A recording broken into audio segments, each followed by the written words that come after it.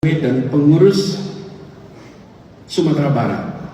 Ini adalah sebuah provinsi, ini adalah sebuah suku bangsa yang memiliki kontribusi amat besar pada republik ini. Kalau kita lihat berderet pendiri republik ini, tadi disebutkan oleh Kakak Willy, dari mulai Tan Malaka, Muhammad Hatta, Sultan Syahrir, Muhammad Natsir, bahkan kalau di majalah Tempo itu menyebutkan 4 tokoh awal republik. 4 itu, 1 Soekarno dari Pulau Jawa, dan 3 dari Pulau Sumatera, tepatnya dari Sumatera Barat. Siapa mereka? Muhammad Hatta, Sultan Syahrir, Muhammad Natsir, itu disebut sebagai 4 tokoh besar.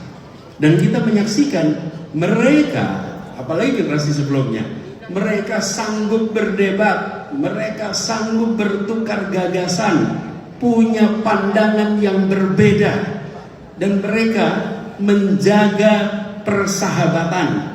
Ada satu hal yang menarik dari mereka semua. Kenapa mereka sanggup untuk tetap bersahabat walaupun beda pikiran, beda ideologi? Karena mereka memiliki kecintaan pada republik ini secara tanpa syarat. Cinta tanpa syarat, kecintaan itu membuat mereka bersatu walaupun pikirannya beda-beda. Ini baru kita sebut yang laki-laki, jangan dilewatkan. Justru ini pejuang perempuan dari ranah Minang ini dahsyat. Di Jakarta ada 2 jalan amat besar melintang utara selatan. Namanya satu Jenderal Sudirman, yang satu namanya Hajah Rangkayo Rasuna Said. Kita sebut kawasan Kuningan, Hajah Rangkayo Rasuna Said. Dan Rasuna Said ini adalah perempuan pertama yang kena spikdelik. Belanda sampai memberikan spikdelik, larangan berbicara pada satu perempuan ini. Karena kalau dia berbicara, dia akan menggerakkan orang untuk melawan Belanda. Tapi yang lebih dahsyat, yang sering terlewatkan, gurunya. Gurunya adalah Rahmah Al-Yunusyah. Rahmah Al-Yunusyah ini dahsyat tapi terlewatkan. Kita perhatikan muridnya, namanya Rasuna Said. Dan banyak orang di Jakarta mengira Rasuna Said itu laki-laki. Padahal Rasuna Said itu perempuan.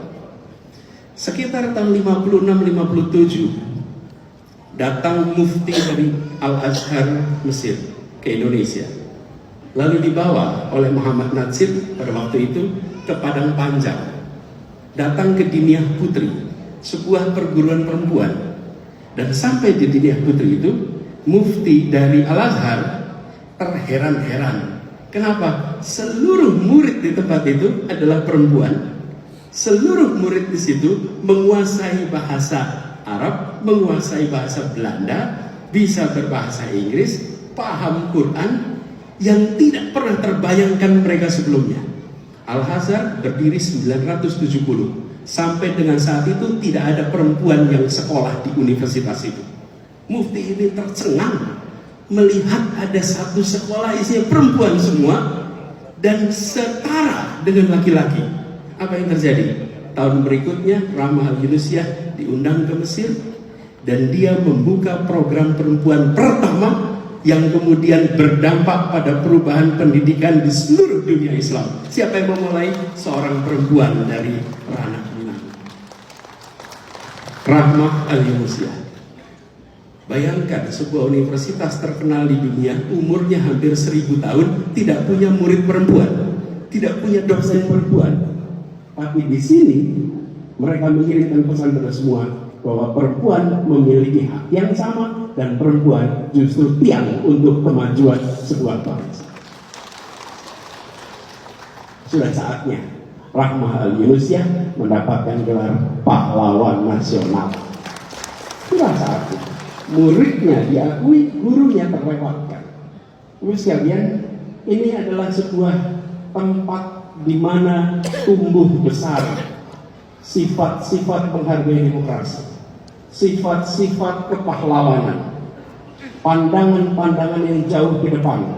Karena itu ketika sekarang kita semua berada di dalam sebuah arus besar gerakan perubahan, kami yang mendapatkan amanat dari Partai Nasdem lewat Bang Surya Paloh, kami memandang ini sebagai amanat yang besar, amanat yang perlu kita emban sama-sama, dan amanat ini harus kita arahkan untuk membuat Indonesia lebih maju, Indonesia lebih adil.